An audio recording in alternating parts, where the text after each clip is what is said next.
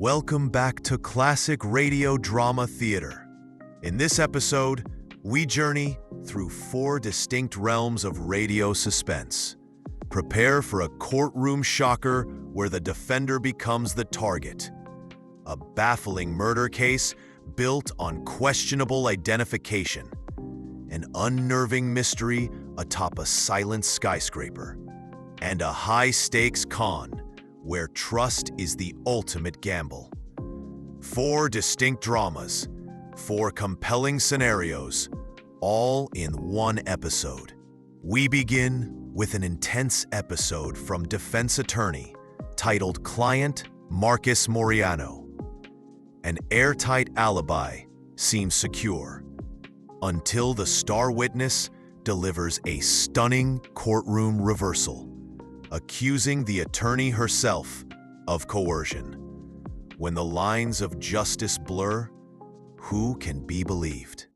Ladies and gentlemen, to depend upon your judgment and to fulfill my known obligation, I submit the facts, fully aware of my responsibility to my client and to you as defense attorney. The American Broadcasting Company presents Miss Mercedes McCambridge in Defense Attorney.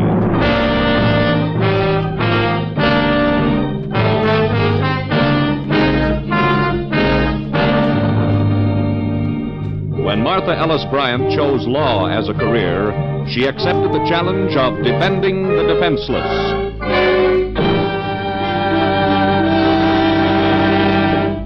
Marcus Moriano was one of the defenseless, a nervous, frightened man who has placed all his confidence, his very life, in the hands of the young woman who is being reprimanded by an irate judge in regard to her examination of a witness. Miss Bryant, that Mr. Orville Keel's personal background is relevant to this case or of interest to this court. Your Honor, the prosecuting attorney has shown great interest in the backgrounds of the witnesses who've testified for my client.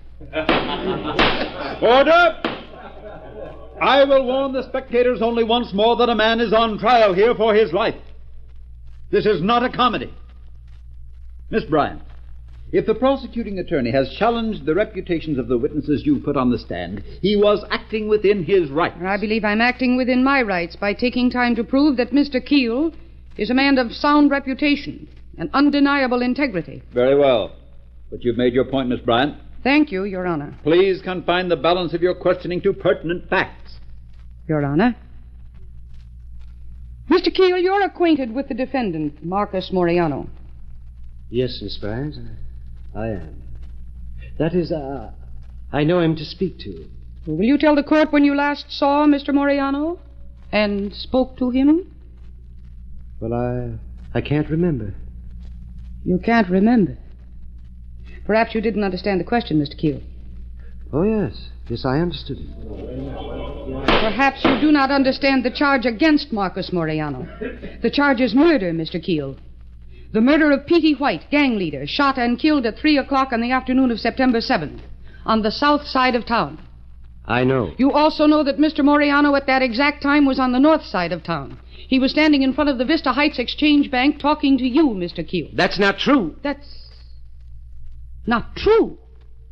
I didn't see Marcus Moriano on the afternoon of September 7th. Mr. Keel, you have sworn to and signed a statement that you did. That statement has been exhibited to you at the trial. Yes. If I remember correctly, I said I accidentally met and talked to Mr. Moriano in front of the Vista Heights Exchange Bank at 3 o'clock on the afternoon that P.T. White was murdered. That's what I said. Well, thank you, Mr. Keel. Yes, that's what I said. I had to say it. You what? Well, I don't know why you're acting so surprised, Miss Bryant. You forced me to say it. Order! Order! I demand absolute silence in this room. Mr. Keel, perhaps I misunderstood you. Did you say you were forced to sign that statement? And that you were forced by Miss Bryant? Yes, Your Honor. But, Your Honor, I don't know what to say. Well, Miss Bryant, I'm afraid I don't know what to say either. Until the charge made by Mr. Keel can be investigated, I am compelled to relieve you from this case.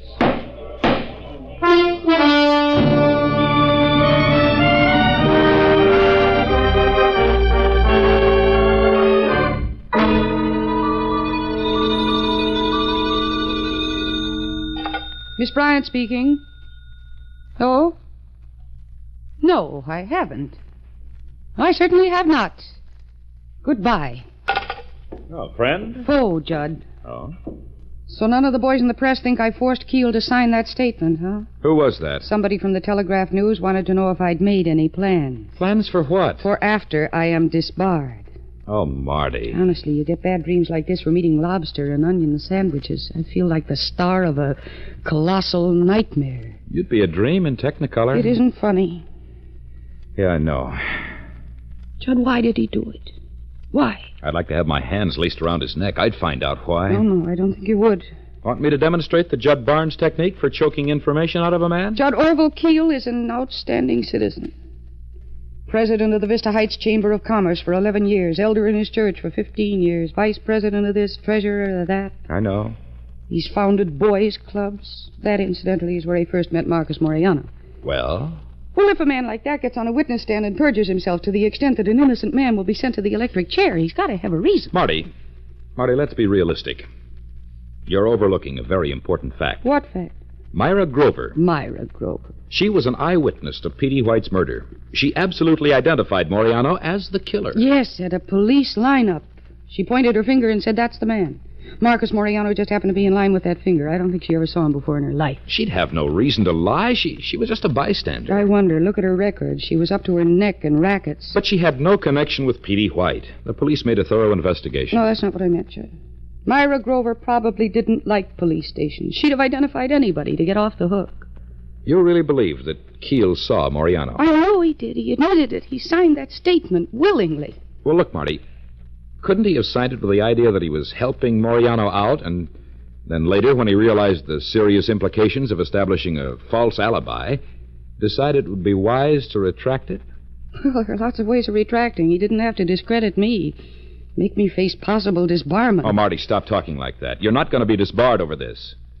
Keel might have a sound reputation, but so have you. Your word is as good as his. Now what? Answer it and see. Miss Bryant speaking. Oh, yes. Oh, yes, I can. All right. No, I'd like to know. Yes, and thank you for calling. Goodbye. You're a master of the short, cryptic phone conversation, honey. What's the matter? Judd, that was Judge Elliott. He had a long talk with Mr. Keel after court recess today. He wants me to stop by his house in about a half hour. Well, now we'll find out whose word is good. I'm afraid it's Orville Keel's.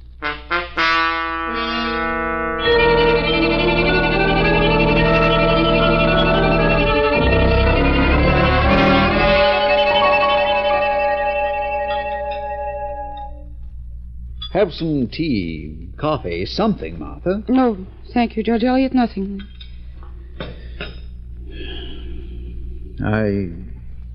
I'm sorry, Martha. I don't want to believe this. But Mr. Keel insists that you coerced him into signing that statement. Oh, Judge Elliott, how could I coerce him? Martha, you're a very persuasive young woman. I'm not that persuasive. Mr. Keel would have no reason to lie. But he did lie. Can you prove that he did? Can you prove that he didn't? The burden of proof is on you, Martha. Why?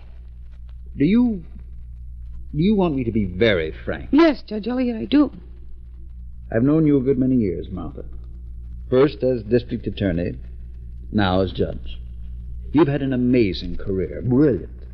If memory serves me, you have lost only one case. Yes, that man was guilty. But I gave him the best defense I ever gave anyone. You are missing the point, my dear. What is the point? Other lawyers lose a lot of cases. Men lawyers. I don't see what that is. Well, am I being judged as a lawyer? Or as a woman? You will be judged as a woman, my dear. A woman who has done too well in a man's profession. Well, then my integrity as a lawyer means nothing. You're an exceptionally fine attorney, Martha. Capable, clever, charming. But after today's incident, I'm afraid your male contemporaries will be only too ready to doubt your integrity. Oh, I can't believe that. I've worked hard to defend my clients, twice as hard, just because I am a woman. And I've fought, but I've always fought fairly. You know that, Judge Elliott. You'll be given every chance to clear yourself of the charges made by Mr. Keel. And if I can't? I think you know what to expect. So,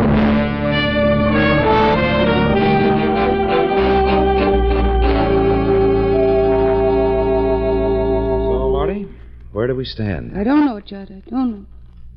There's a man named Petey White, killed. Small-time gangster, presumably put on the spot.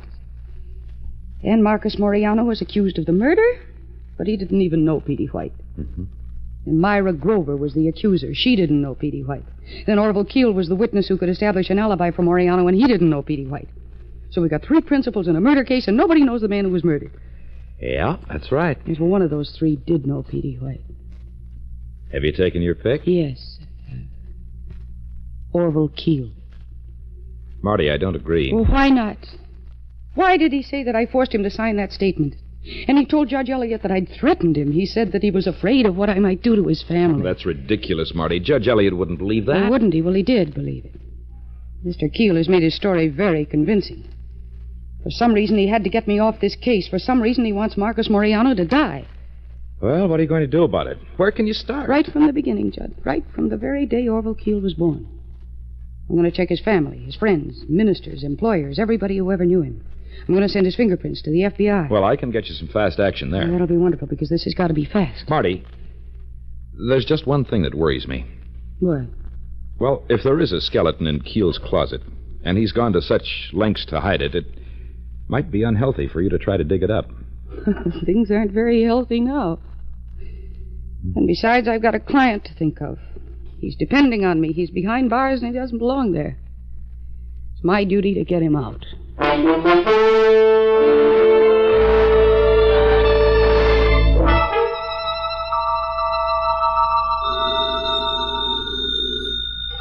Miss Bryant? Judd, Marty, anything new? Oh, yes, Judd, one thing. Have you had an answer from the fingerprints you sent to Washington? It's only been 3 days, Marty. They don't move that fast. Well, then wire them. Will you mark it urgent? I think I might have stumbled onto something. What? Well, I don't know. It's odd, but it... Judd, Stanley Ellenson, the Bar Association president, just came in the outer office. I'll see you later. Okay, Marty. My curiosity is like a cat's. Yeah, bye. Bye, Marty. Is it all right to just walk in, Miss Bryant? Of course it is, Mr. Ellenson. Come in, sit down. Thank you. We're a little perturbed by what we've heard, Miss Bryant. Yes, well, I'm more than perturbed. The charge made by Mr. Keel is serious.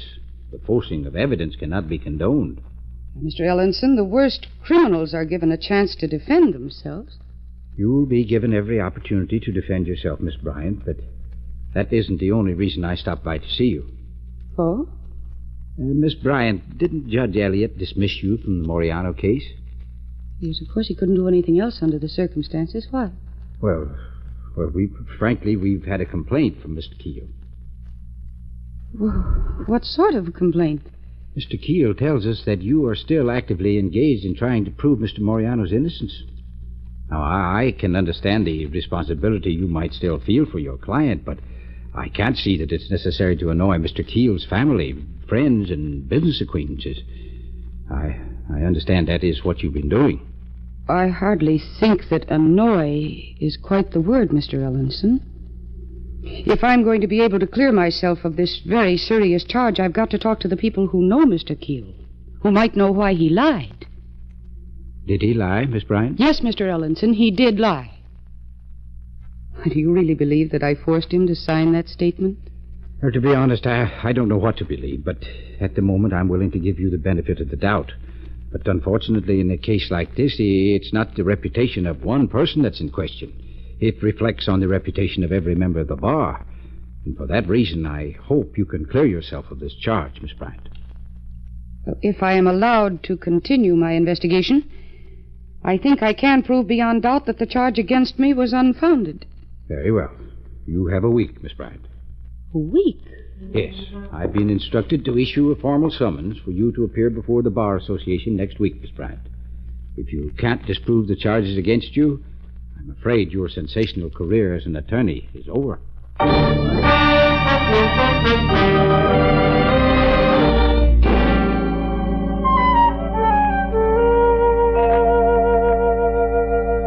that's what the man said, Judd. 1 week. I've got to have action. Well, honey, I don't want to sound discouraging, but you don't have much to go on. Maybe not. But isn't it strange that a man like Orville Keel would just disappear for 12 years? What years were those again? Between 1918 and 1930. There's not a trace of him. Well, if he fought in the First World War, he might have stayed over in France. A lot of the boys did. Well, surely his family would have known about that, and they didn't. Yeah. I talked to his employers, Telworthy Dodd and Company. It's an insurance firm, fire and theft. He's been there for 20 years, but they have no record of references when they hired him. Does he have a responsible job? I'd say so. It has something to do with payroll transportation for the companies they insure. They've got some big ones. Bennett Tire, Kramer Manufacturing Company, places like that. Mm-hmm. But that's all I got. Judd, we've got to find out where Orville Keel was during those 12 years. Okay. But all we can do is call the FBI and see if the report is back on those prints.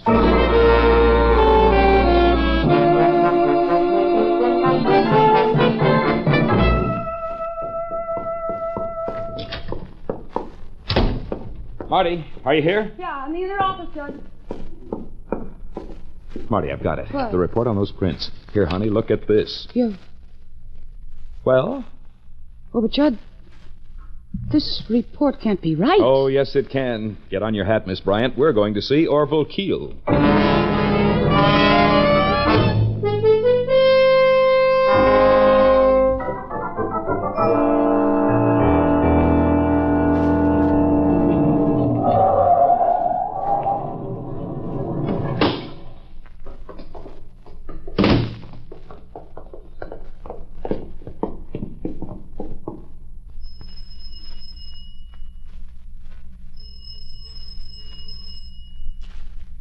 Who's there? It's Martha Alice Bryant, Mr. Keel. Oh, please, go away. I don't want to see you, Mr. Keel. I want to see a Mr. Frank Peterson.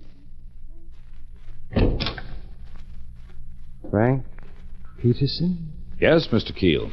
According to the FBI, you're wearing his fingerprints. But I'd... Come in. This is what I was afraid would happen. There are several things we'd like to know, Mr. Keel. I suggest you start at the beginning. Well, Why did you spend 10 years in San Quentin? Very well. I'll tell you how it happened. In 1919, after the First War, I had a thirst for adventure. And I got my adventure with the wrong kind of people. A gang of hoodlums who terrorized San Francisco for almost 2 years. I'm not proud of that record, but there it is. Fortunately, I had changed my name to Frank Peterson. I was able to spare my parents the grief. When we were finally apprehended, they never knew. And for my audacity, I spent 10 years in San Quentin. So that's the story. Well, that's the story so far. Yes, so far. I vowed, Miss Bryant, that when I got out, no one would ever know that I'd been there. I made up my mind that although I'd been foolish, I would make up for it for the rest of my life. Well, you've succeeded, Mr. Keel. Mr. Keel, if you don't mind my asking a question. If you knew what it was like to be in prison, you must have felt some sympathy for Marcus Moriano. You did see Mr. Moriano on the afternoon of September 7th, didn't you, Mr. Keel? Yes, Miss Bryant, I did. I told that lie in court because... Oh, I was so terribly frightened. How frightened can you get, Mr. Keel? Frightened enough to send an innocent man to the electric chair? Well, I was forced to lie. You said that in court, Mr. Keel. Well, you don't understand. I was forced. Not by Miss Bryant. No, not by Miss Bryant. Then who did force you to do such a thing, Mr. Keel? Well, there was a woman. She used to be the wife of the leader of the gang I ran with. He later got killed. When it came out in the paper that I was going to testify for Mr. Moriano, she came to me one night, I was alone here, and she said if I dared to testify in Moriano's behalf, she'd let everyone know of my past and ruin me. Everything that I'd worked so hard to build, I just couldn't let her. And so to save your future, you were willing to ruin Mr. Moriano's Miss Bryant, and mine. I was frantic. I didn't think. My family, my job. Do you think Tellworthy Dodd would have kept me if they'd known I was a jailbird? I just didn't think of the consequences for you and Mr. Moriano. I did the selfish thing. I thought only of myself and my wife and my children and their children. Yes, I'd say you did the selfish thing, Mr. Keel, but what are you going to do about it now? Are you going to leave Mr. Moriano and Miss Bryant in this spot? Oh, no, of course not. I doubt that I would have under any circumstances. But now, what can I do? You can tell the court what you've just told us. Yes, but after what I've done, who would believe me? Unless I could produce the woman and have her substantiate what I've said. I'm afraid he's right, John. Mr. Keel, where can we find this woman? Well, I don't know. I have no idea where she is, but she can't be too far away. She threatened me, and she'll be around to carry out that threat if I reaffirm that I did see Marcus Moriano. Maybe she won't have a chance to carry out that threat. Mr. Keel, in 3 days, I must appear before the Bar Association to defend my own future. We must locate her before that. What is her name? You know of her, Miss Bryant. She was the one who identified Marcus Moriano as the killer. Myra Grover. Yes. Myra Grover.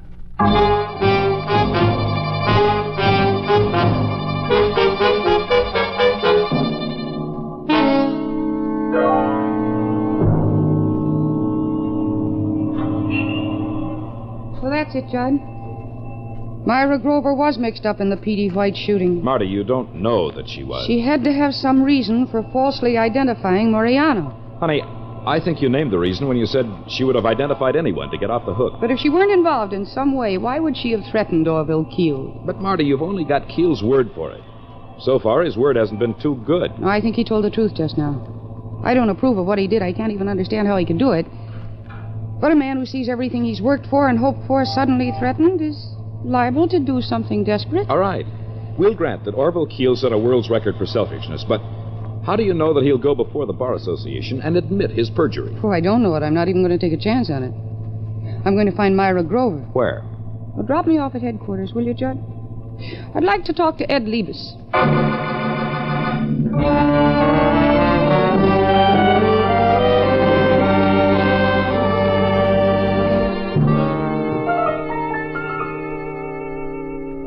Bryant, be reasonable. Don't you think we investigated Myra Grover before we turned her loose? I just don't think you investigated her far enough, Lieutenant. She was more than just a casual bystander at the P.D. White murder. She was involved in it. How do you know? Why, have reason to believe that she was. Yeah, but what reason? I'm sorry, Ed, I can't tell you that. Not yet, but you've got to believe me. Sure, I believe you, Miss Bryant. Thank you. We've got Myra Grover, You got her. but I don't think you'll get her to change her testimony. Well, if she lied, I'll make her change it. Where is she, down at the station? No, Miss Bryant. Down at the county morgue.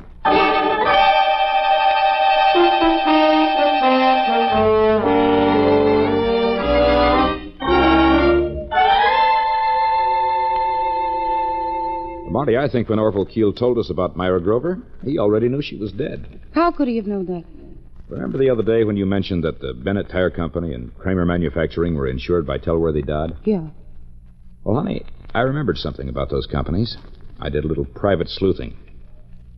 And I think you were right in the first place about Orville Keel being involved. But if we're wrong, this will really be the end for you and Moriano. Yeah. It all depends on Orville Keel's behavior in court tomorrow morning. I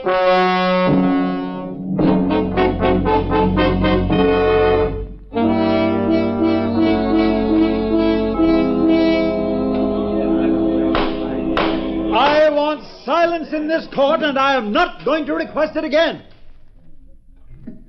Proceed, Miss Bryant. Thank you, Your Honor. Mr. Keel, you have worked for the firm of Tellworthy Dodd and Company for the past 20 years. Is that not right? Yes, Miss Bryant. But then I would Just like answer the questions, Mr. Keel. What is your position with this company? Your Honor, I can't see... Answer the question, Mr. Keel. Oh, very well. My job involves the payroll transportation of the companies we insure. You want a more technical explanation? You insure such companies as Bennett Tire, Kramer Manufacturing, Todd Petroleum. Well, you seem to know. Mr. Keel, do you know that in the past 10 years those companies have all been robbed of large sums of money while their payrolls were being transported? Oh, what's that got to do with this? Did you know that, Mr. Keel? Well, of course I did. Mr. Keel, did Petey White work for you? What? I repeat the question. Did Petey White work for you? Oh, you're being ridiculous. I won't answer the question. And I'm not surprised. Oh, Your Honor, what's this woman accusing me of? I am accusing you of murder, Mr. Keel. I am accusing you of the murder of Petey White. Well, you don't know what you're saying. Why would I? I didn't even know him. Petey White worked for you, Mr. Keel.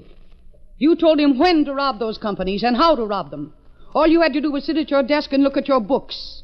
You knew when every payroll was going to be transported. You further knew that nobody would ever suspect you. Oh, that's not true. Petey White did rob those payrolls. You can't know that. Why not? He was never caught. How do you know? Well, I never read that he was... I understand, Mr. Keel. I tell you, I didn't know him. You did know him. You did not know Myra Grover. I did know Myra. Then why did you tell me that she was married to a gang leader? She was married to him. Her sister is here in this court, Mr. Keel, ready to testify that Myra Grover has always been single and has always lived in this town. No. Didn't you invent that story about Myra's threatening you in order to throw me off the track? No. It isn't true. Mr. Keel, it is true that you murdered Petey White. No, I didn't murder him. And how do I know that? At the time of the murder, I was talking to Marcus Moriano in front of the Vista Heights Exchange Bank. Oh, were you, Mr. Keel? And just 2 weeks ago in this very courtroom, you said that you did not see Mr. Moriano. You said that I had forced you to sign that statement. Well, I lied. You didn't force me. I signed it of my own free will. I did see him. Will the reporter make certain that this statement is entered in the record of the trial? I ask the court to consider said statement as exoneration of the charges made by Mr. Keel against me. Request granted, Miss Bryant. But you realize that also exonerates Mr. Keel of the charge of murder? Yes, Your Honor. The charge of murder of Petey White. Oh, I thank you, Miss Bryant. Don't thank me yet, Mr. Keel. And now, Your Honor, I request a formal charge against Mr. Keel on 4 counts. The first is perjury, signing of a statement which established a false alibi for a suspected murderer.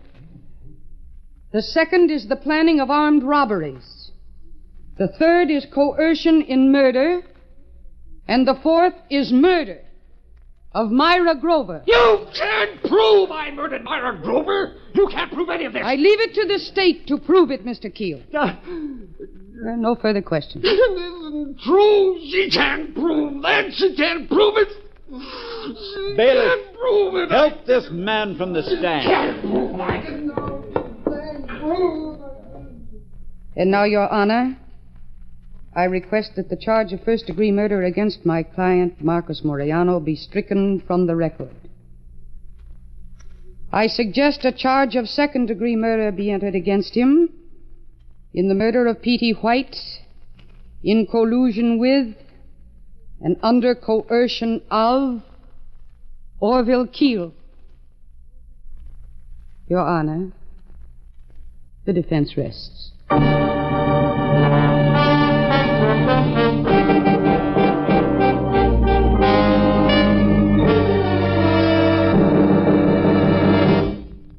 You have just heard Defense Attorney, starring Mercedes McCambridge with Howard Culver as Judd. Tonight you heard Parley Bear as the judge, Howard McNair as Keel, and Forrest Lewis as Levis. Music was composed and conducted by Rex Corey.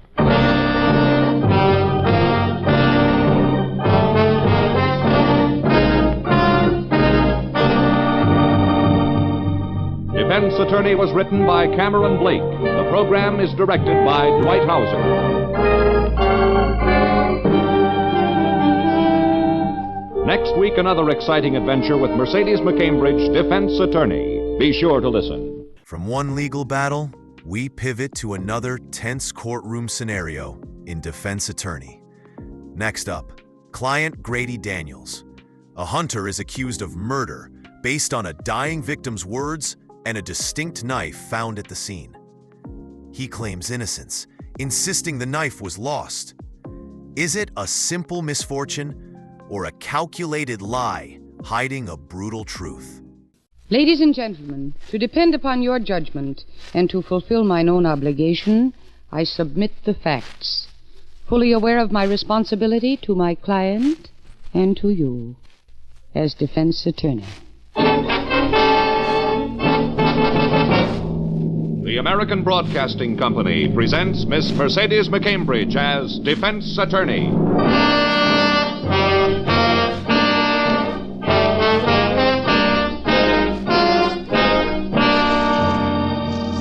When Martha Ellis Bryant chose law as a career, she accepted the challenge of defending the defenseless.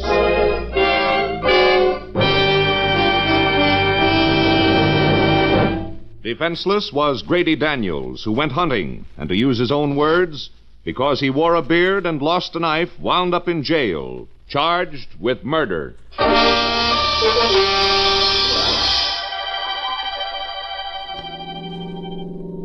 Marty, I wouldn't touch that case if I were you. Why not, Judd? Well, for one thing, the police already have the ink on the solved stamp.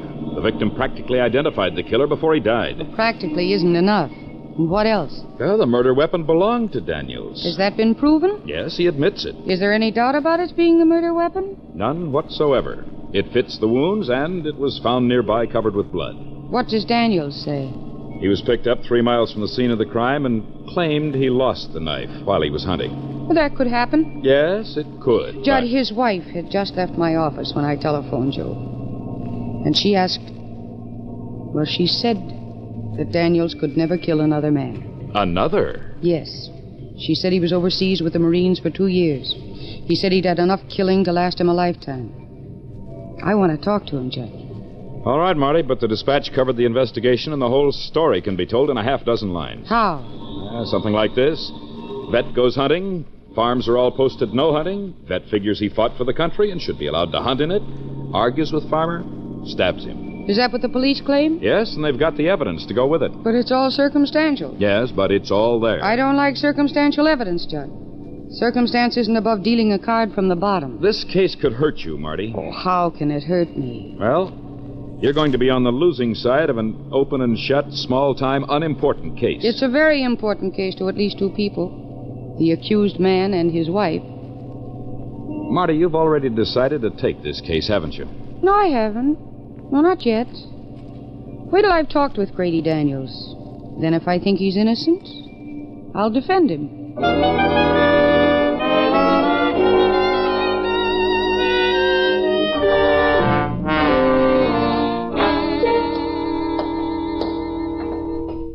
So that's Grady Daniels. He's still wearing his beard. Sure. They're not going to let him cut off the evidence.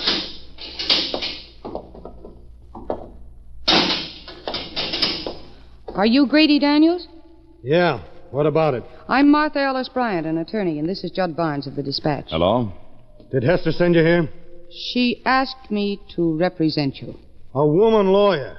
Oh, great. The bar examination is the same for women and men, Daniels, and I haven't decided to take your case yet. Would you like to tell me about it? Why not? If I tell enough people, maybe someone will believe me. I didn't kill that farmer. I didn't even see him. Suppose you start at the beginning and tell me everything that happened that day. First, did you kill him? Look, I just went hunting. Did you kill him? No. All right. Now tell me what happened. And Daniels, Yeah? don't change or withhold anything. There isn't anything to withhold. I drove out to this section to hunt quail. Some friends had told me there were a lot of birds there. I parked and crawled under a fence and started hunting. You see any signs forbidding hunting? No, not then. Besides, I met a couple of other hunters right after I got into this field. Were they together? Yeah. Did you meet anybody else? Yeah, about a half an hour later, I met a man hunting with a trained hawk. Did you talk to any of these men? Yeah, all of them, about the hunting. Whether they had found any birds. They hadn't. And nobody told you that the land was posted? No. Well, so I went on hunting for about an hour. Then I came to a fence that had a no hunting sign on it. And then what? Well, I walked the fence line and the whole place was posted. The land that you were on? Yeah, that's right. I must have missed them when I came on from the road. Uh-huh. And then what did you do? Well, I went back to my car and started to look for a place where I could hunt. Did you meet anybody while you were leaving? No, but I sure did right after I left. Why, what happened? Well, I'd gone about a mile when I came to this roadblock. I slowed down and stopped. I thought maybe there was an accident or something.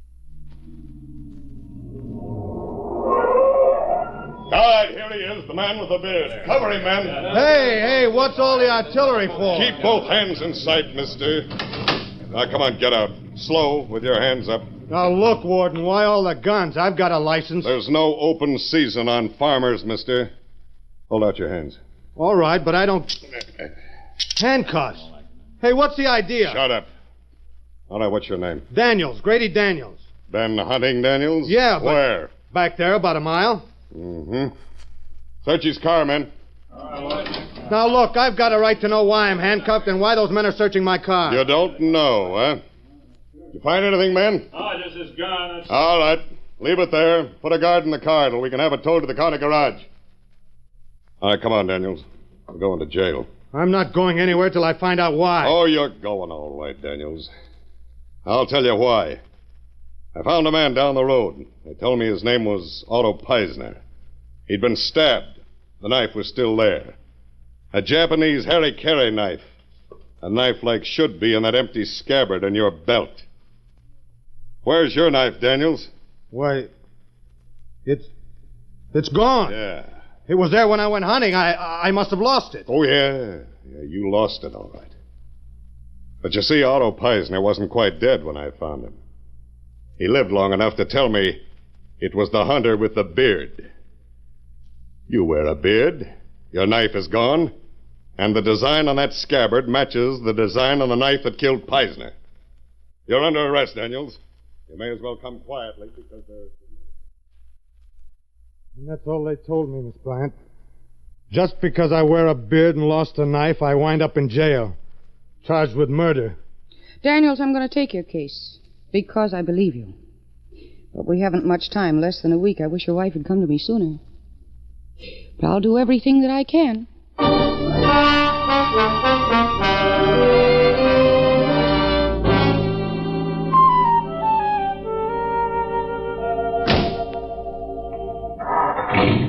Marty, honey, why did you tell that man you'd take his case?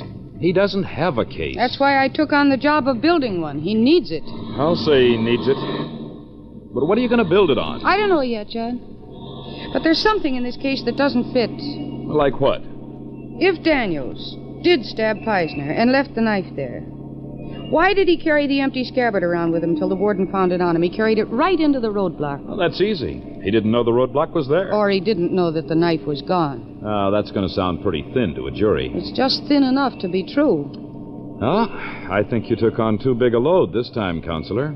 Oh, none of them looks good to start, Judd. Look, honey, everything is against you. The murdered man described the killer before he died. Daniels fits that description. 2 out-of-state hunters have left sworn statements to having seen Daniels on Peisner's farm, and 1 local hunter will be a witness.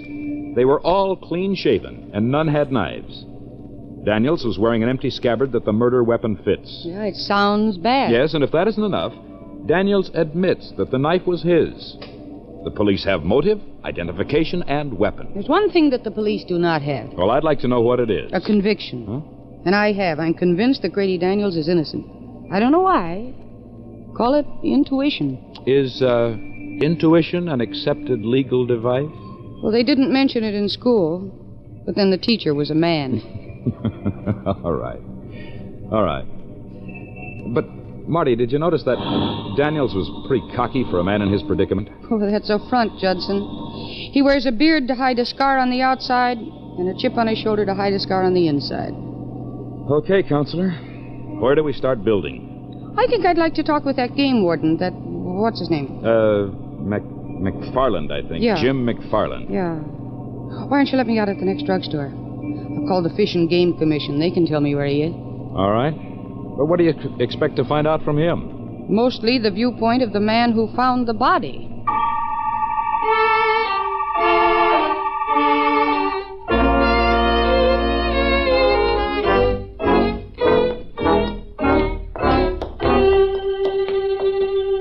Cabin number 7, they said. Yeah, that'd be over this way.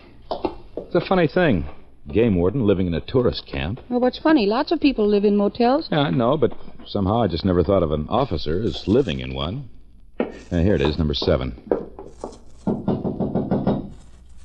Somebody's in there. I can hear him.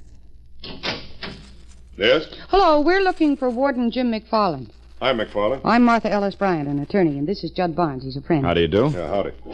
Won't you come in? Thank you. I'm sorry I'm a little short of seating space here. You might try the bed. Might be comfortable to sit on. Thank you. Yes, this is fine. Yeah. I suppose you're here about this Daniels case? Yes, I'm going to represent Mr. Daniels. I see. What do you want with me? Information, mostly. Well, as Daniels' attorney, you're entitled to know the facts. Yeah, but I'm not sure this is the time or the place for me to give them out. Of course, you're under no obligation to answer any questions concerning the case, but there are some things you could clarify and not betray any official secrets. Maybe, like what? Like, was Otto Peisner alive when you found him? Yes? Conscious? No. Was he cut or stabbed? Both. Was he bleeding? Not much. Had he bled much? There's a lot of blood under him. It was a messy job, huh? Sort of. Did you know that Grady Daniels was an ex-Marine? No, but it figures. Well, how does it figure? Yeah, when you see enough death, life gets cheap. Oh? Did Daniels have any blood on him when you arrested him? Ask me that at the trial. Yes, maybe I will. Now, look, Miss Bryant. I'm just a game warden, see?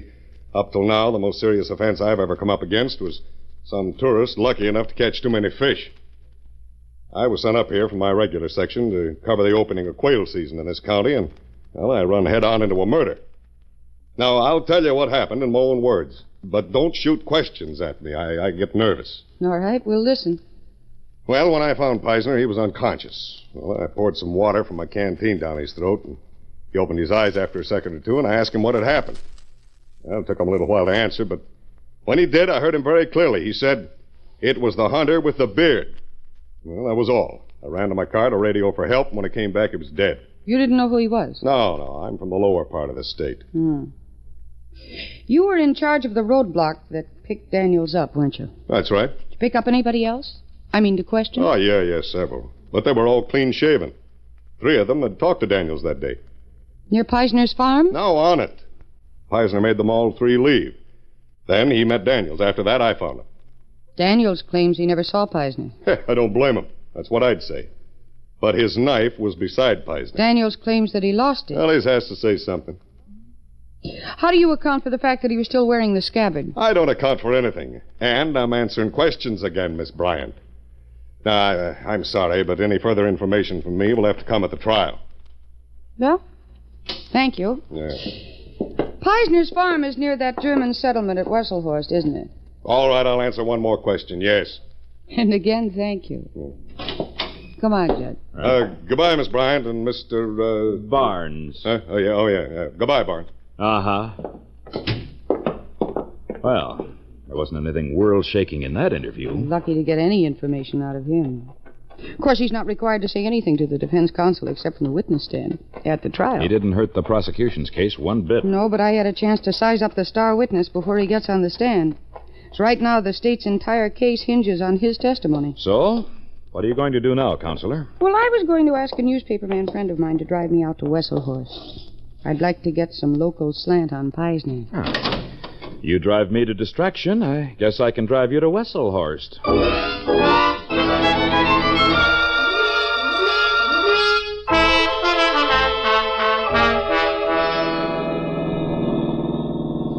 Gee, 20 miles from town, and it's just like being in Germany. Yeah.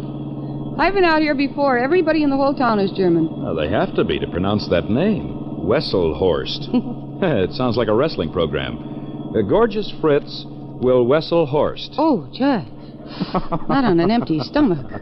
Oh, are you hungry, too? I'm starved. Hey, over there's a cafe. Heidelberg Gardens. Good food. Shall we see if it is? Right now, if it's food, it's good. All right. Boy, sauerkraut, pig's knuckles, maybe even beer. There's a vacant table over there. Yeah. Hey, talk about atmosphere. Yeah, they've got it, haven't they? Sure have. Here comes the waiter. Look. Get that mustache. That's not a mustache. That's twin beards. Welcome to the Heidelberg Gardens. Well, thank you very much. You order, Judd. Sure. Do you want... Just 1 minute. The Heidelberg Gardens. We do not patron serve. When it's on the tablecloth, there.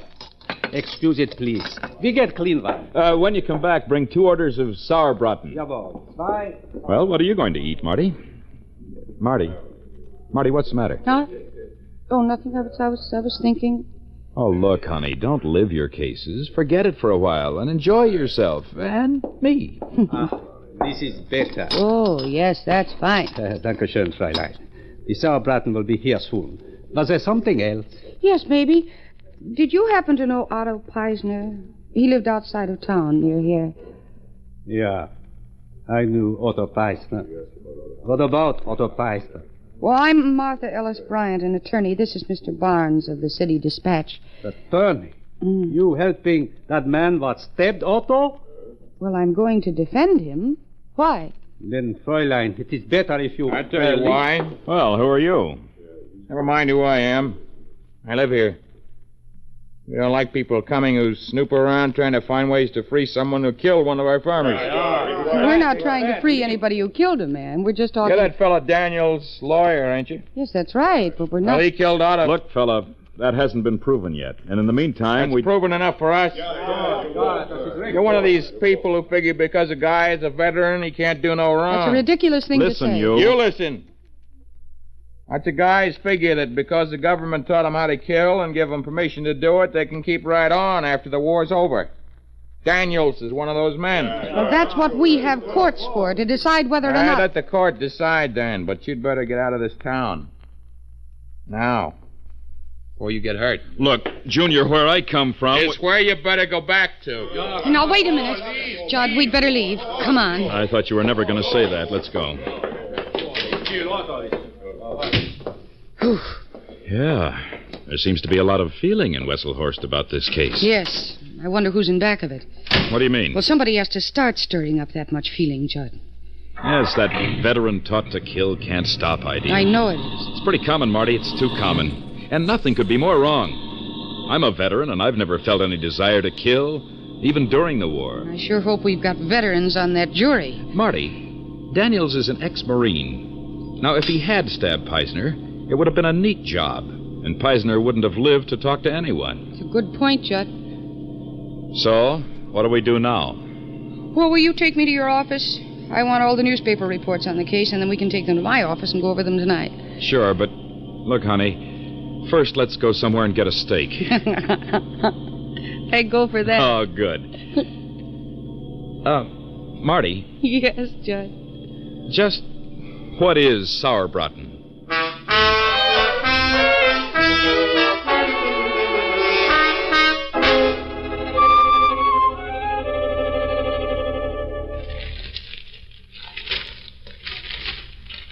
And that's all that I could find, Judd. Otto Peisner, age 43, bachelor. Came from Germany to the United States in 1938, settled in Wesselhorst. Bought a farm, well thought of by his neighbors. Although he didn't mingle much, he tended to his farm mostly in his business. His only known relative is a brother Herman, who came from Germany with him. Herman Peisner now lives in Wesselhorst. Inherits the farm. Yeah. And there isn't a thing there that'll help Daniels. Yeah, but there's a flaw in this case. I can feel it. Did you ever meet anybody that you'd never, you couldn't quite get? Was somebody that you had seen before and you knew, and yet you couldn't remember their name? Yeah, sure. And you feel that you can almost say it, and yet it just won't come out, it just hangs there? Do you feel that way about this case, Marty? I do. The answer's there. It struck me in that restaurant in Wesselhorst. I was real close to it. And then all that trouble started. Well, honey, I can't help you with that kind of a problem. Look, would you like to be left alone for a while? Maybe you'll remember. That might help. You mind? Oh, of course not, honey. I'll be at the dispatch for a couple hours if you need any help. Thank you, darling. Night, Marty. Good night, Judd. Herman Peisner. Brother. Of course, they'd be the same. Where's that? Here it is, sir. Survived by his brother, Herman Peisner, 401 Linden Avenue, Wesselhorst. Hello, operator. This is Martha Ellis Bryant. Will you call the parking lot? Ask them to have my car in front of my office in 5 minutes.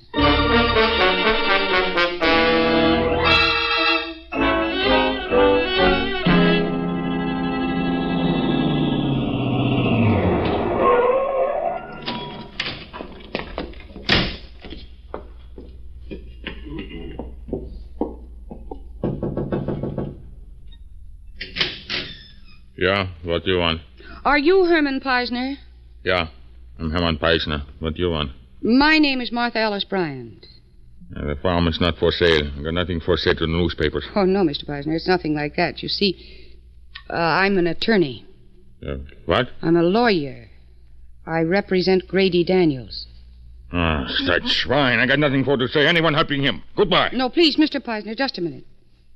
Maybe he didn't kill your brother. When the police arrest him, if he not do it, why they arrest? He do it all right. And I be there if I hear him sent to prison and execute. Goodbye. Mr. Peisner, thank you very much.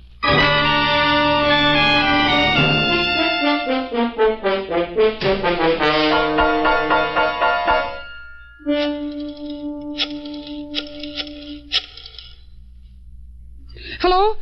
Red Star Delivery Service? Good. I want to arrange for a pickup to be made at the Cinema Props Rental Service at 2847 Cimarron Street. That's right. Yes, it's to be delivered to Martha Ellis Bryant before 10 o'clock tomorrow morning. Room 14, Hall of Justice. Yes, they'll have the order ready.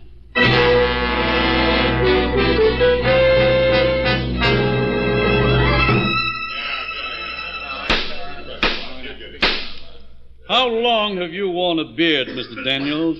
Since a Jap sniper put a bullet across my face in 1944. You admit that you were trespassing on the land of the deceased on the day he was stabbed to death? Yes, but Do you recognize this knife, Mr. Daniels? Yes, it was mine, How but long have you owned this knife, Mr. Daniels? I took it from the body of the sniper that shot me in 1944.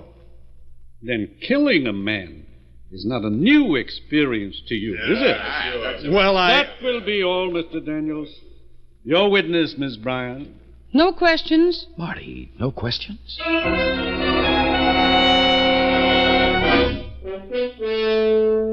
Mr. Wagner, you are a resident of the German settlement of Wesselhaus, is that right? That's right. Marty, that's the tough guy from the Heidelberg Gardens. Yes, I think you're right, John. You must have known that Mr. Peisner did not allow hunting, and yet you were afield on his land on the day he was stabbed. I knew he didn't allow shooting, but I don't use a gun. I hunt with a falcon. That's a hawk trained to catch birds. I see. Now, Mr. Wagner, can you identify the man you met on Otto Peisner's farm that day? Yeah, I can. Is he in this courtroom? Yeah. It's right there, that man. Grady Daniels. Thank you, Mr. Wagner, that's all. Your witness, Miss Bryant. No questions. Marty, aren't you going to do anything? The DA's doing fine, Judd. I'll say he is. He's hanging your client.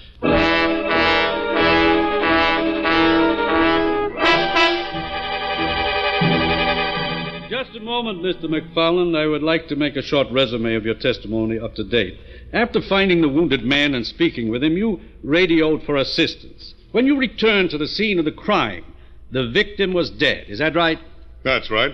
You searched the immediate area and found the murder weapon nearby, a Japanese harikari knife. Later, at the roadblock where the defendant was apprehended, he admitted it was his knife, but claimed he had lost it that day, correct? Yes, sir.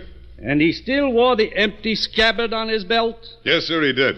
Now, Mr. McFarland, I am going to ask you to repeat once more the last words of the victim as he lay dying in your arms. Well, he said it was the hunter with the beard. That's all. Thank you. Your witness, Miss Bryant. No questions? Marty, honey, at least go down swinging. But if it please the court, I should like to call a witness from the spectators' gallery. The deceased man's brother, Mr. Herman Peisner.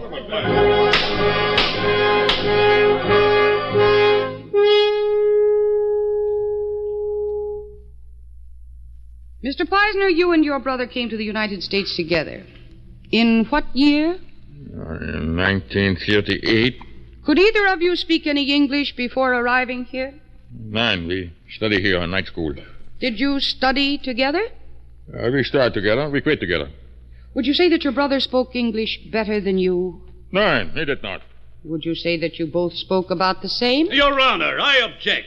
The line of questioning is irrelevant and immaterial. The calling of this witness is a flagrant attempt on the part of the defense to confuse the jury. Your Honor, the calling of this witness and this line of questioning is vital to the correct issue of this trial. I repeat the question. Would you say that you and your brother spoke about the same? That's right. All right, Mr. Peisner. Now, you see the defendant, Grady Daniels. Will you describe him for me? Do what? Will you tell me what he looks like to you? Yeah, well, it's about 5 feet 8 inches tall. Weighs about 165 pounds. Got blue eyes. And he wears brown whiskers. He wears brown whiskers. Is that right? Yeah, brown whiskers. Thank you, Mr. Peisner. And now, when I remove the cover, can you tell me what is the object in this cage? Here we are. What is it? That is a beard. That is right. A hunting falcon. Thank you very much, Mr. Peisner. Now then, Mr. Wagner, will you stand, please? Mr. Wagner, you are experienced in falconry. Will you hold this bird? Thank you. And now, Mr. Peisner, which is Grady Daniels? The man with the whiskers. And which is Mr. Wagner? The man with the beard. The man with the beard. And the dying man's last words identified his killer as the hunter with the beard. Wagner! Wagner, he killed my brother! Ladies and gentlemen, the defense rests.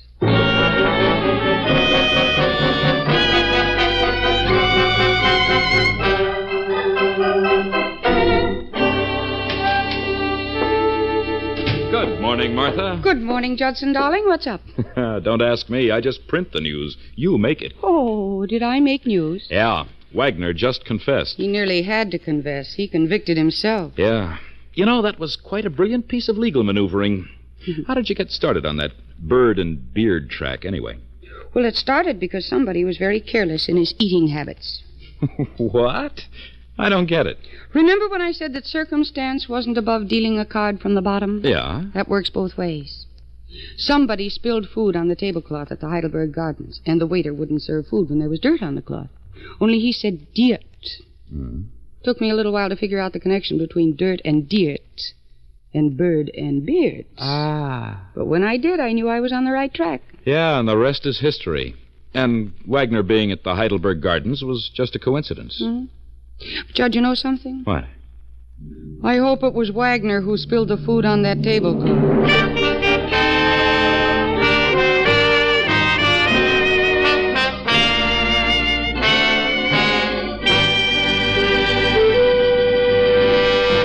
You have just heard Defense Attorney starring Mercedes McCambridge with Howard Culver as Judd. Tonight you heard Jan Arvan as Daniels, Bill Boucher as McFarland, Herb Butterfield as the District Attorney, and Lamont Johnson as Peisner. Music was composed and conducted by Rex Corey. Now, we leave the courtroom behind for a journey into the unsettling and bizarre with the classic suspense series, Lights Out.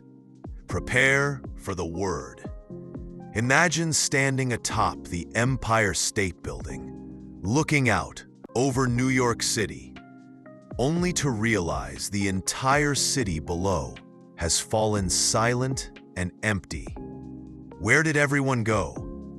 What chilling discovery awaits those left behind? Ironized Yeast presents Lights Out. Everybody.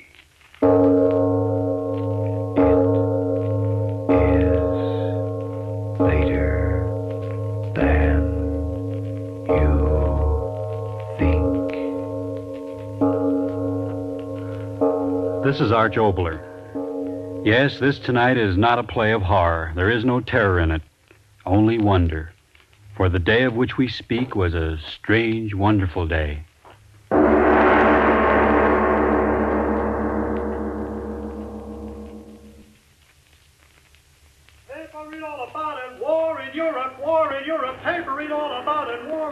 Express to the observation roof, going up. In here, Eve. Yes. Face front, please.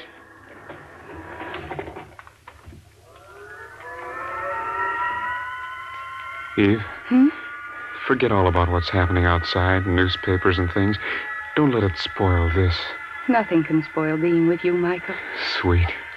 You can't hardly feel the elevator moving. It is moving, Michael. Oh, sure, look at the lights. 25th floor already. It doesn't seem possible. Oh, my ears. Yeah, mine too. Because we're going so fast? No, it's something about air pressure. You know, like getting on top of a mountain. Gee, look at those lights.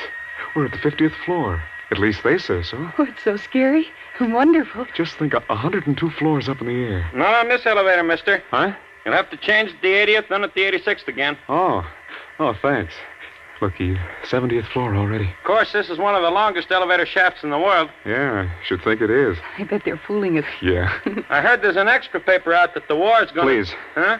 If you don't mind, we don't want to talk about those things. Oh, yeah. I don't blame you. Well, far as we go. Where do we... Next elevator right over there, sir. Thanks. Better hold on to my arm, Eve. Yes. Why does everyone have to talk about the war all the time, Michael? It's just the way it is, I guess. On up. Come ahead, Eve. Watch your step, please.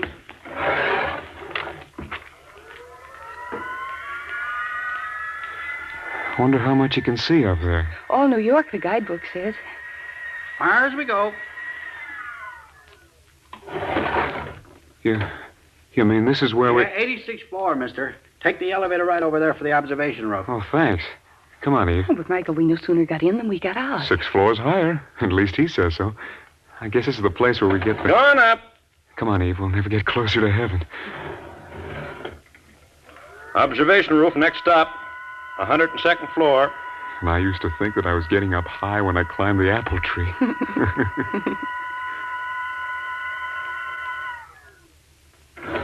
Observation roof, 102nd floor. Gosh, Express is right. All right, Eve, this is it. Will the wind blow? Will it be all... Oh, Michael, it's all glassed in. Yeah. Oh, Michael, how wonderful. Gosh. Michael, come over here. Huh? Look, the ocean out there. I can see the Statue of Liberty. Oh, it's wonderful. And you didn't want to come up here. It's like the world right under us. Not scared a bit, are you? Oh, why should I be? It's just wonderful. Oh, look over here. Hey, will you quit running around here like a doodle bug? What's the bridges over the river. Which one is that? Oh, I don't know, Brooklyn or something. Oh, so many buildings. I had no idea New York was so spread out. So many buildings. So wonderful. Yeah, from up here. What? What did you say, Michael? I said it's all wonderful from up here. But get down there and, well, I bet it's like one of those Hollywood, glamour stars when she gets up in the morning. Michael, what do you know about things like that? Well, I know you're super colossal or something when you wake up. Oh. You are. Your eyelashes sort of flutter and then you stretch out just like a little pup dog. Like a pup dog? Michael, is that romantic? Oh, I don't know the words. I just know that I'm gladder every minute that you married me. You married me. Now, don't argue with your husband. Husband? Eve, lips are so soft. Yours aren't. Glad no one else is up here. All right, Michael. $2.20 to make love to me or to see the sight. I married a beautiful cash register. Mr. Smith, will you let go of me? Oh. You're going to see me for 99 years, and maybe this is the last time we'll ever be able to get away from the farm and see New York this way, and we... Michael. Huh? Look over there. Hey, how do you like that? Clouds. Where did they come from? Well, the usual place clouds come from, I suppose. But so quickly. Well, we're up plenty high. Look at them. They're coming right at us. It's a strong wind, I guess. Oh, Michael, this is so exciting. Up in the clouds. Made to order for you and me. Uh-oh, rain. Oh, there goes the rest of our day. Sure a good thing they got this place glassed in. Oh! Eve, it's only lightning. Oh, no. Oh, you've been in thunderstorms before. Michael. Eve, what is it? The clouds. They're fighting. Huh? Look at them. Fighting each other. Well, is that any reason to be afraid? Gosh, thunderclouds always sort of boil around. Like armies. Fighting. Eve, what kind of talk is that?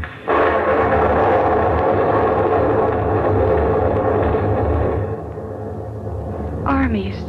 Fighting. Why do you keep saying that? I can't help it. I keep thinking... Well, don't think. Remember, we said our honeymoon, we wouldn't think about anything but us. But this is us. How can I be happy when all over the world... All right. I will talk about it. I'll talk about it once and for all, and then you and I won't have to talk about it anymore.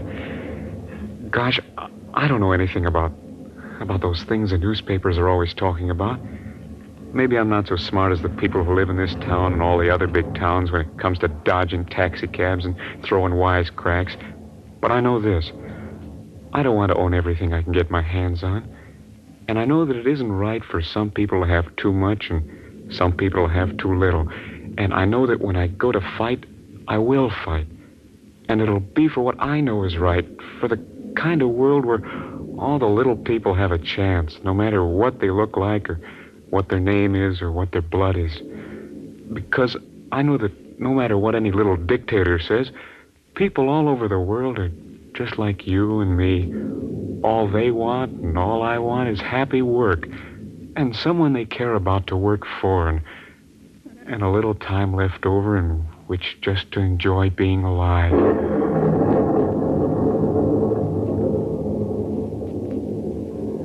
I love you, Michael. Let's go down. No, just a minute more. Storm's breaking. Yeah, I guess it is.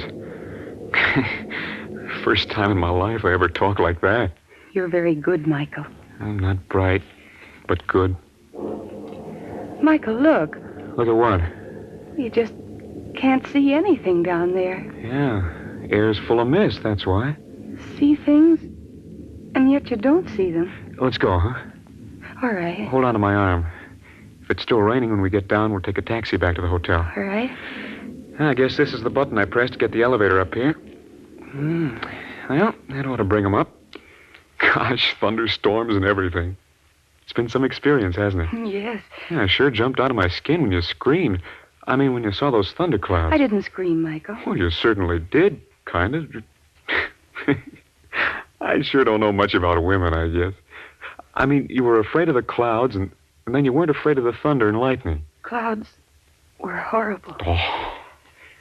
Hey, what's the matter with that elevator? Ring again. Well, that's all I've been doing. Something must be wrong with it. The button. Yeah, no answer. That's plain enough. Oh, don't be so impatient. Well, we certainly can't walk down. They'll come up for us. Gosh, my thumb's getting sore punching this thing. Something sure is out of order. Maybe we had better walk down. 102 floors? No, I mean just to the next landing where we can get the next elevator. See your stairway. Oh. Okay, I guess there's nothing else to do about it. Come on.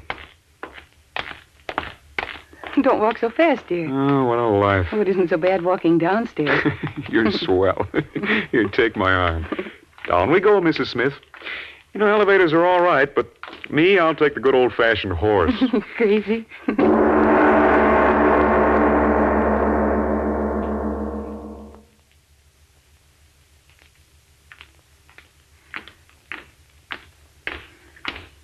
Step 150, 51, 52, 53. Michael, look. That door says 86. Hallelujah, we're here. Sure a heavy door. All right, Eve, go through. Yes. There. Now we'll find out what was the matter. Elevators. Oh, there we are. Doors are open. Yeah. Gosh, where are the elevator men? Maybe we just better wait. Wait, I want to ride. Where are they? Nobody in the hall. Hey! Michael, don't. I gotta get someone to run the contraptions. Hey, elevator man! No, they won't like it. Gosh, I don't like being stuck up here. Hey, is there someone here to run these elevators? No one. Now what'll we do? Well, the last elevator stopped at the 80th floor, didn't it? You mean walk again? I guess we'll have to. Yeah. And what could have happened to him?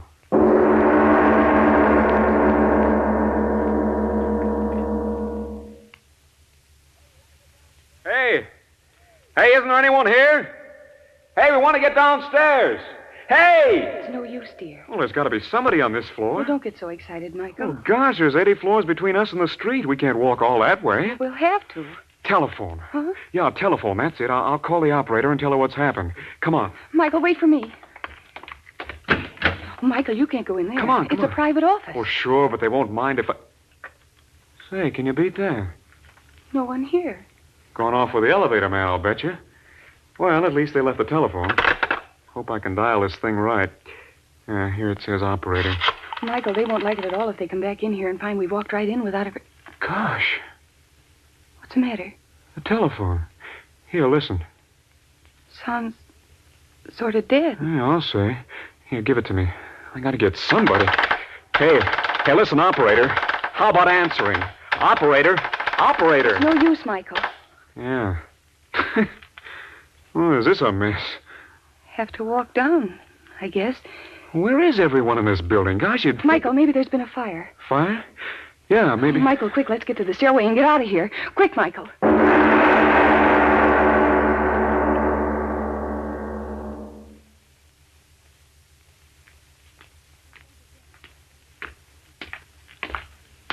How far have we gone? Oh, 5 or 6 floors, I guess. Hold tight to my arm. We have to walk.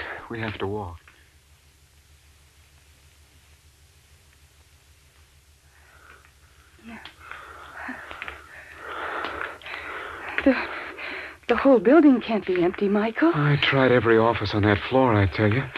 There was no one. No one. Oh, gosh, this is the screwiest thing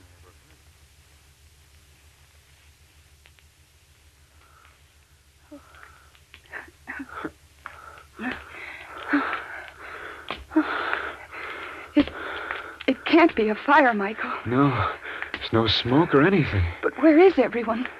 Michael, where? I don't know. Honest, I don't know.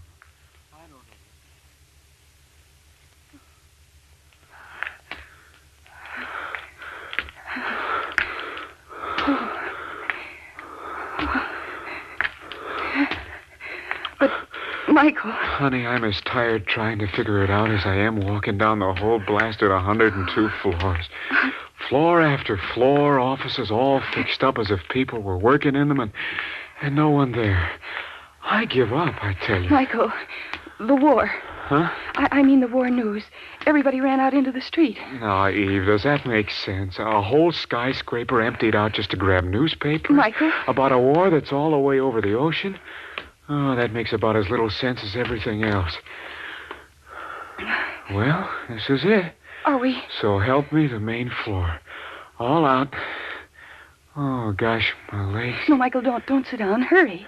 Hurry away. Out of here in the street. Don't you want to know what's happened? Well, yeah, sure. Oh, that door says to the street. Let's go. Here, wait for me, Michael. Sure glad to get out of this place. Come on, out we go. Yes. Michael. Gosh. Oh, Michael. It's all right, dear. It's all right. Michael, what's happened? Not a person in the streets. There were so many. Yeah. Michael, listen. I don't hear anything. Listen. The wind. Yes, that's it. That's it, only the wind. Michael, don't you remember? Ever since we got to New York, all day yesterday, all night, all morning, the noise, Michael. Don't you remember the noise? Yes, And now nothing but the wind. What's happened? Why is it so quiet now? Where are the people? Michael, tell me.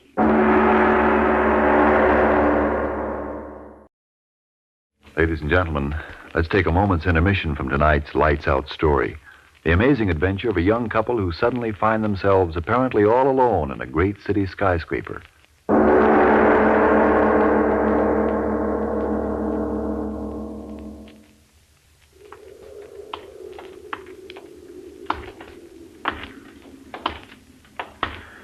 Do you want to rest? No. Just keep walking. All right. If we'd only meet one. Michael, if we'd only meet one person. Eve, Someone. stop it. Of course we'll meet someone. We've got to. There's millions of people in this town. Millions, I tell you. Not a living thing. Horse, dog, There's nothing. an explanation, I tell you. There's an explanation for everything. Everyone's gone somewhere. That's all. Gone somewhere. Where have they gone, Michael? Careful, automobile. Standing still. Like all the rest. Crazy people leave their cars standing right in the middle of the street. But they'll come back. They got to. Millions of people, I tell you. People, where are you? People! Hey, somebody, come out, blast you! Come out, people! No. People, can't you No, hear me? please, I'm Michael, talking stop. to you. You're frightening People, where me. are you? Empty streets, People, stop can't yelling you at come them, out? Michael. People, where Michael, are you? stop! People- Oh, Eve. Hold me. What's happened to us? What? No. No, I gotta stop asking questions. I gotta keep going. I gotta find someone. They'll tell us. Edith. What? Tremble. What is it, Eve? Michael, I just thought Thought what? all these empty streets. Michael, listen to me. What if there is no one else? Huh? What if you and I are the only ones left?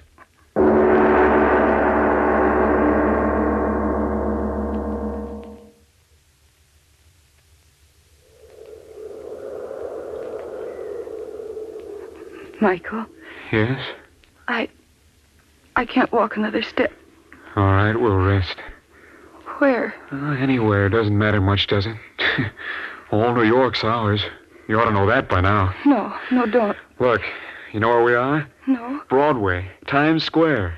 Well, I give you Times Square. It's all yours. Wedding present. Michael, I'm so Yeah, tired. yours. Shops and big signs and all the taxi cabs and buses and cars standing around. Yours, Eve. Yours to have or to lose or burn up. Michael, please. I'm sorry, honey. Guess I'm a little goofy. Let's keep going, huh?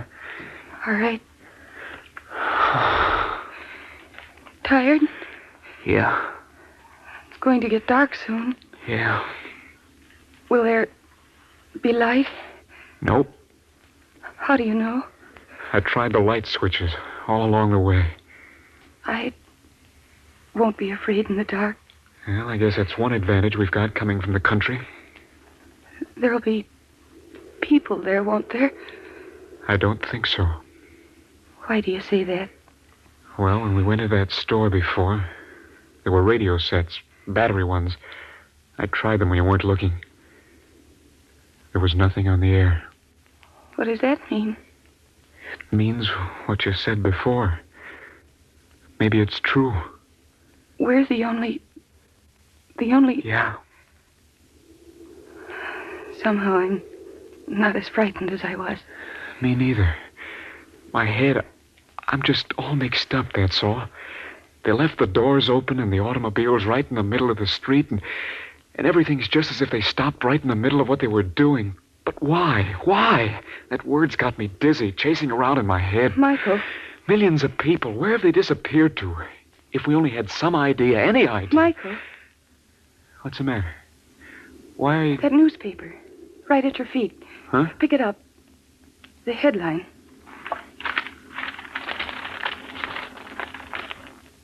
War fury rages. Armies march in Europe. Well? The headline. Well, what of it? The same one as this morning. Couldn't that be the answer? Answer to what? What are you talking about? Why they disappeared? Eve, get hold of yourself. What's a war thousands of miles away got to do with this? Maybe it's the same over there. People gone? Yes.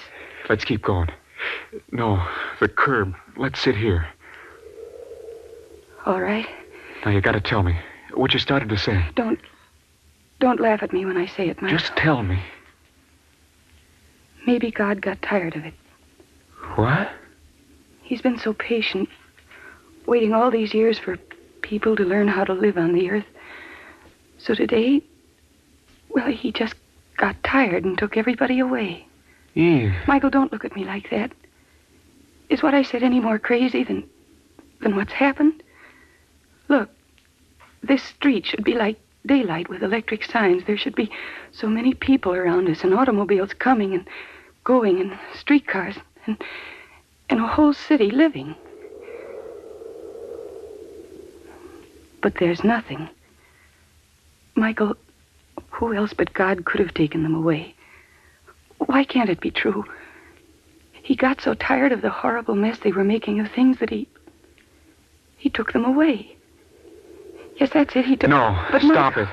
No, it's crazy talk. I won't listen. Crazy because we don't understand. It's impossible, I tell you. Well, why is it impossible? Michael, I don't know very much, but I know this. I've been thinking about it all the time we've been walking. Call the way people got here on Earth any name you want. But no matter how you say it, when you really think about it, it's all a miracle.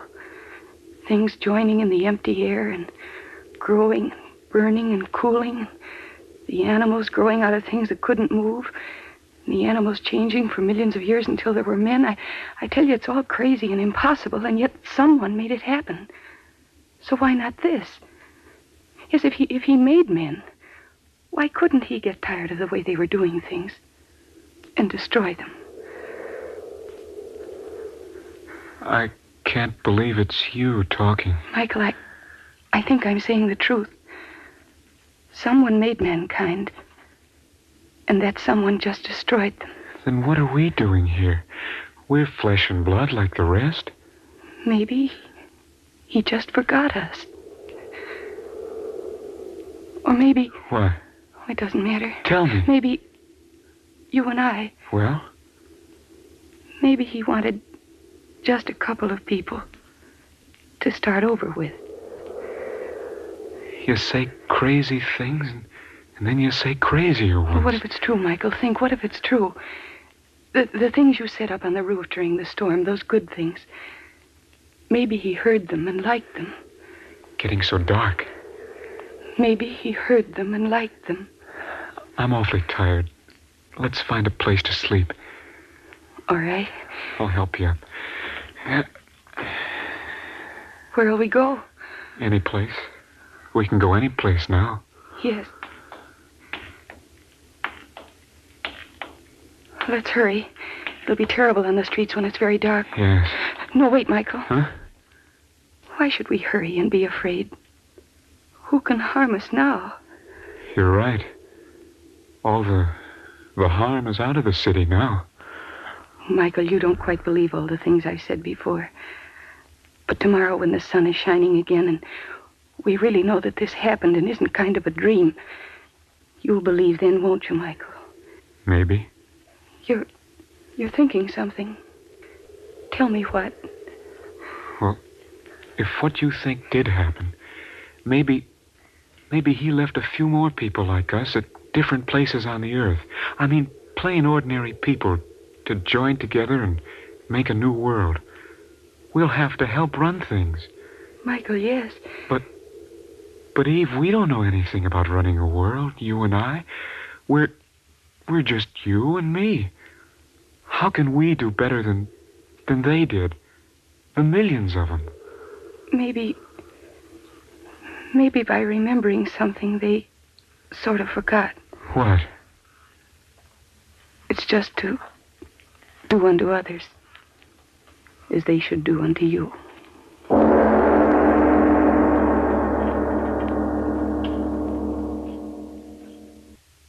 Ladies and gentlemen, the makers of ironized yeast were happy to devote their entire commercial time on tonight's program to the third War Loan Drive in cooperation with the drug, cosmetic, and allied industries.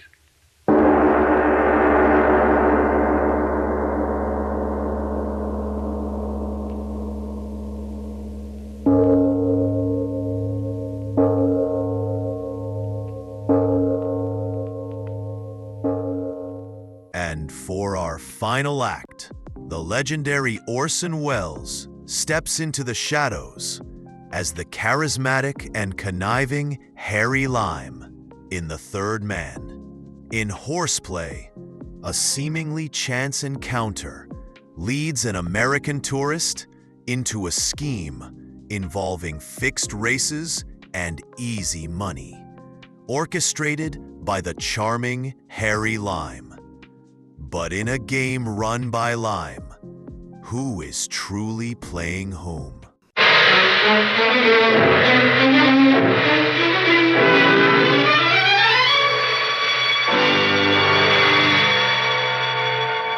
Presenting Orson Welles as The Third Man.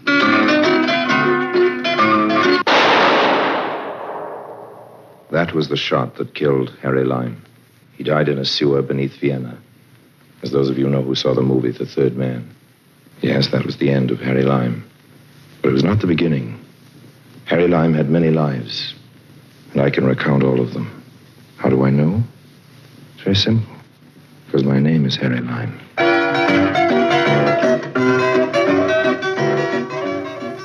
My game of horseplay began in the bar of the Creole. To start it, I had to call on a French pal of mine, André Janin. Say it to me again, Harry. The big man, over there sitting at the corner table. See him? Yes, but... Look, André, all I want you to do is to get into conversation with him. Easy enough? Why not? Then, when you're talking, you find this billfold under the table. Under the table? Where you will have dropped it first. Aha! Yes, yes.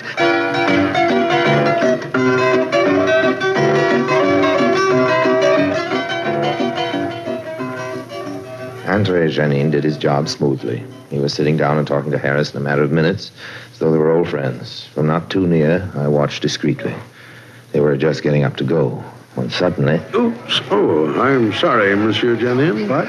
Your foot. I must have kicked it. Excuse me. My foot? But you did not. Let's see what... Oh, it's a billfold. You must have dropped it. Billfold? Dropped it? Oh, not me. I've got mine all right. Well, let's see here. Well, whosoever it is, it's sure one fat wallet. Why, look here at this. Oh, nothing to be leaving around in hotel bars. 7, 8, 10, 15, 10 mil franc notes. Must be $400 American anyway. Membership card here to some club. Club de Turf. What's that? Sounds like some sort of club where one may place bets on horse races. A turf club. This is English? Oh, sure. A turf club, eh? Fellow's name is Harry Lime. Here, look at this. Looks like some sort of code cipher. And 2 race tickets. And look at this newspaper clipping here. From an American newspaper? I guess so. Mysterious racetrack plunger Harry Lime winnings at Belmont this season estimated at more than $1 million. Fella, does all right, doesn't he? We'd better ask at the desk or see if there is anybody here in the hotel whose name is, what is it again? Harry Lime. Come on, let's ask.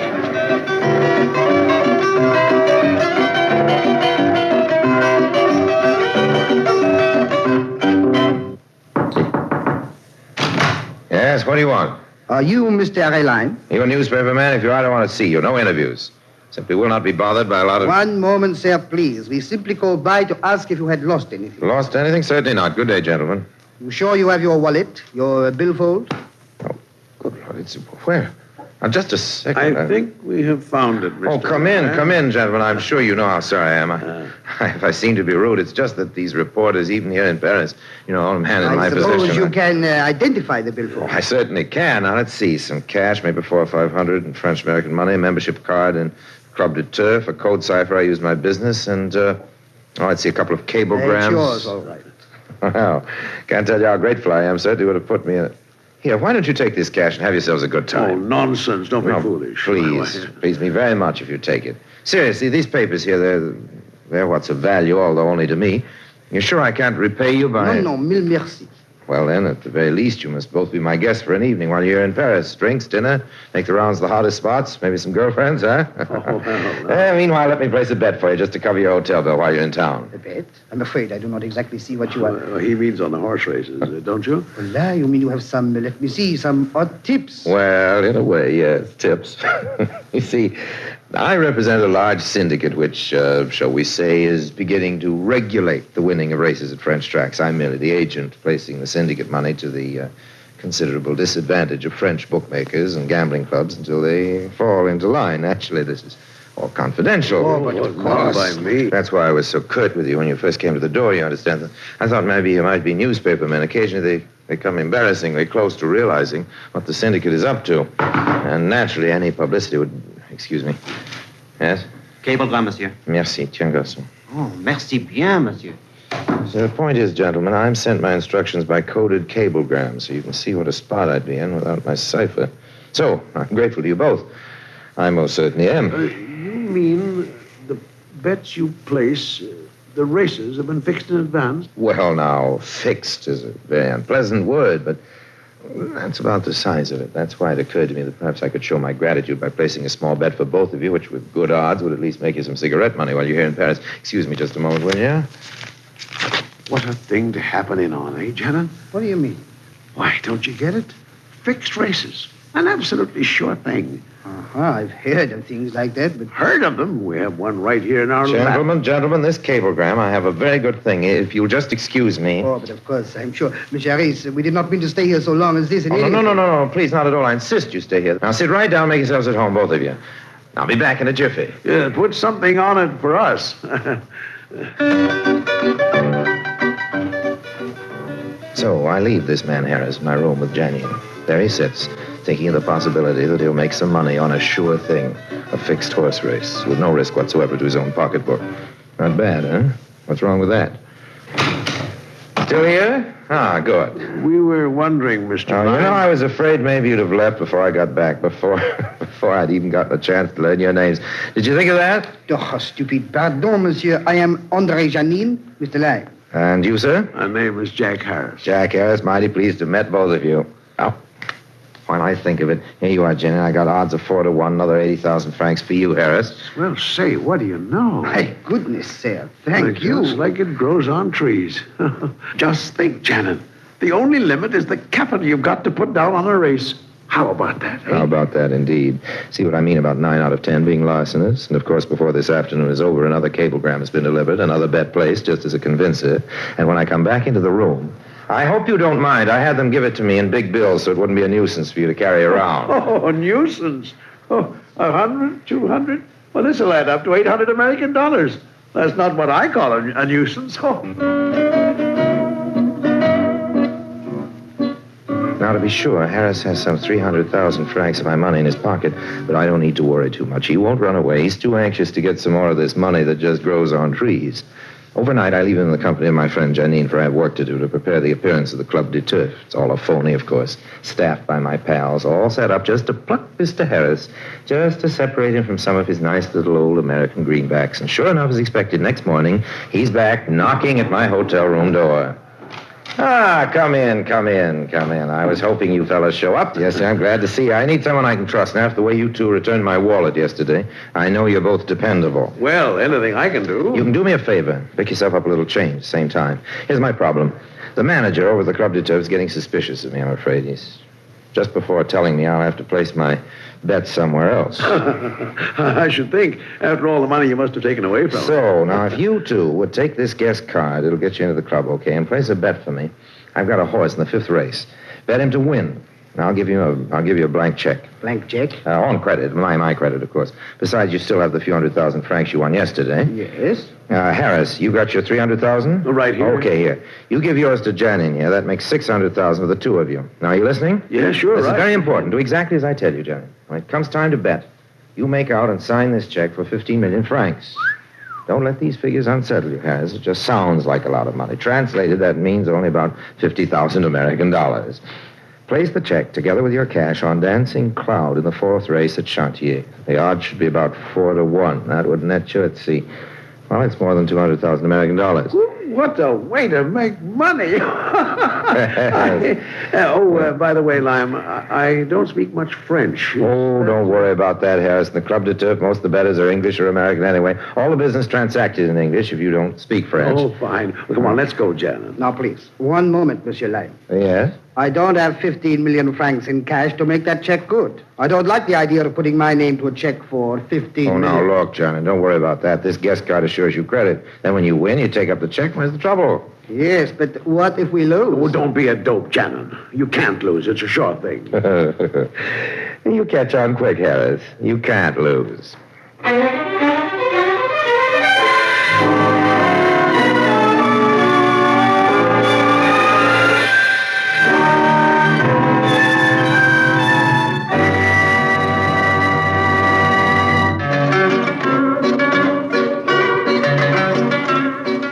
That Harris was a pleasure swindling him. The smarter, the shrewder, the sucker, the quicker he'll tumble. Now it was up to Janet to steer him to the rooms I'd rented and decorated to look like a horse race betting room. A few comfortable chairs for the patrons, all my friends, the patrons. A blackboard on which a man chalks down the odds on each of the race at 3 or 4 different tracks. A cashier behind his wicket window, paying out huge bundles of francs on pretended bets to the pretended club members. The whole thing a fancy front to impress my rich American Harris. Do you think we should make the bet now? But are the odds right? Well, over there. there, see? Oh, sure. Well, I guess... Yeah, you got that blank check? Right here, only it's not blank anymore. Well, come on, let's get up that window. Well, the odds on Dancing Cloud right, 4 to 1. Sure. Come on, hurry up, Jan, and I won't be right. That bet is down. All right, just so. Yes, sir?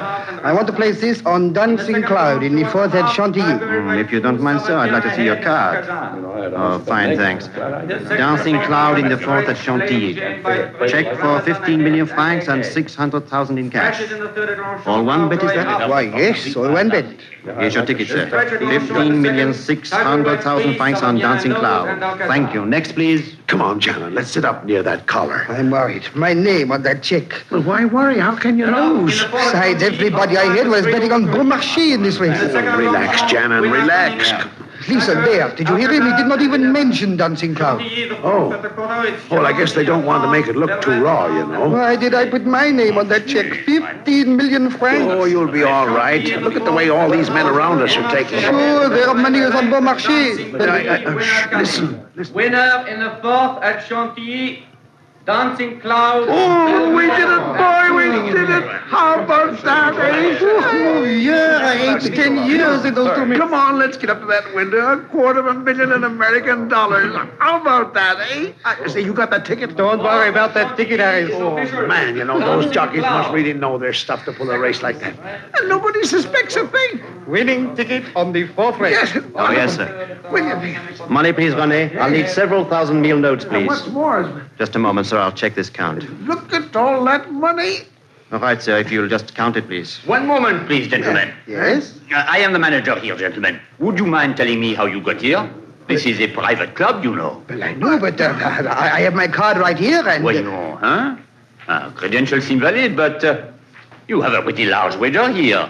Marcel, did you take this gentleman's check? Yes, sir. Right here. Well, you have won this bet. The money is yours. We'll put this check through the bank, and if they approve it, you'll be paid off. We'll impound your money right here. You are stopping in Paris, aren't you? Just until the bank reports back. But... And by all means, keep your ticket. It's your receipt, gentlemen. A good day. Just a moment, please. Yes? I'd prefer that you did not bank this check immediately. Huh? What is that? Well, I'll have the cash deposited in a local bank very soon, matter of a few days, and you can clear it through. But right now, I'm a little embarrassed for funds in my own bank. You should not have written that check. Illegal, monsieur. Well, all right. I'll hold your check for a short time. Say, a week? A week? Oh, it's irregular. But, all right. You either deposit the 15 million francs in our bank or bring it here to the club within the week. That will show you could have paid the bet in the event you lost. Good day, gentlemen.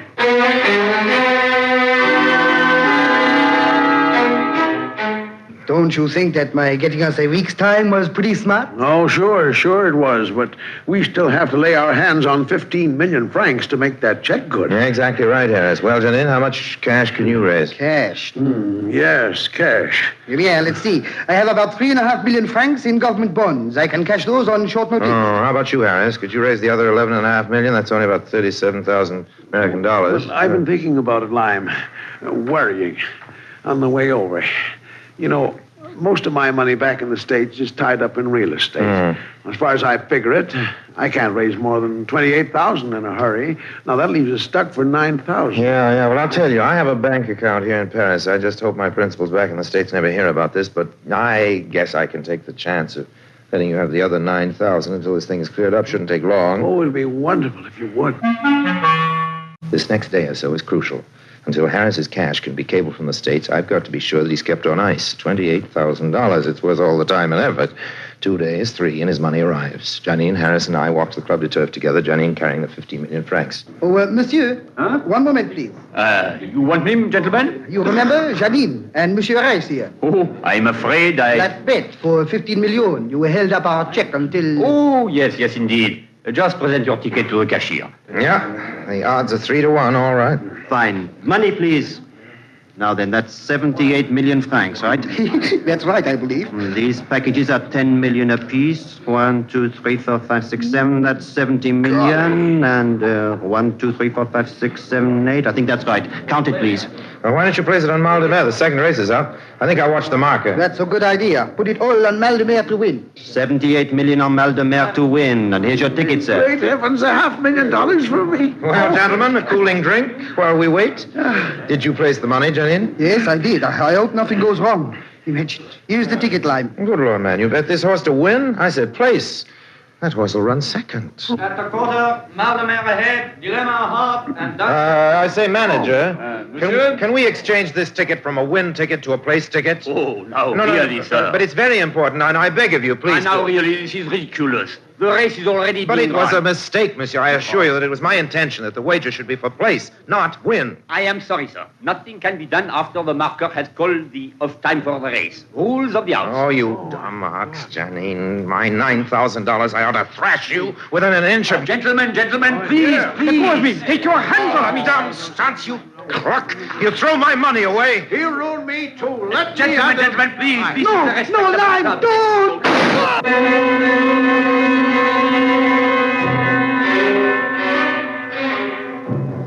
Of course, we left my specially rigged club as quickly as we could.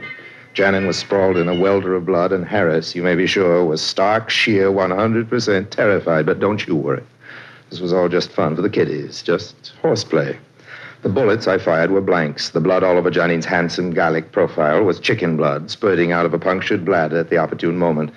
After all, we now had my friend Harris's 28,000 American dollars, didn't we? So our only problem was to terrify him into leaving town without peeping to the police. Go to the Hotel Splendide in Rome. I'll wire you there. I'll get you out of this. Oh, yes, I'll get you out of this, old man. I feel, after all, that I am partially responsible for all this. Oh, it's awfully good. Nonsense, old man. You do the same for me. Now then, into the bathroom. Go on, now wash up. Right. There's a train to Rome in 30 minutes. Yes? And you've got to be on it. I will. He was, too. And I sat back, quietly savoring a highball. This would be Janine with the loot. Yeah? Ah, Janine, my sweet, my lovely, my dove, my pigeon. Where's the dough? Harry, the flicks, the French cops, they raided your club right after you'd left. No, you're kidding. See, all the cats they could lay their hands on, arrested Louis and Berton What? and René and the whole crowd. Truth, see here, this is all I could grab before How I much? beat How it. much did you get? Our original stake, Harry, and a small profit. How much profit? 2 mille-franc notes, Harry. 1 apiece. $2.50.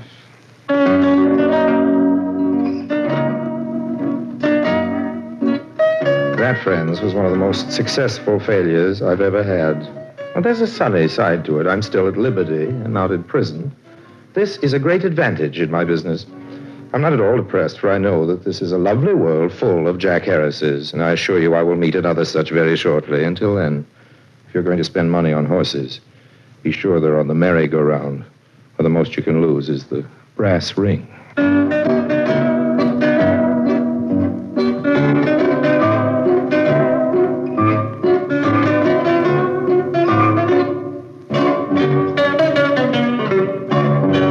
From the high-pressure drama of the courtroom to the eerie quiet of an empty city and the intricate schemes of a con artist, this episode of Classic Radio Drama Theater has taken us through suspense, mystery, and brilliant performances.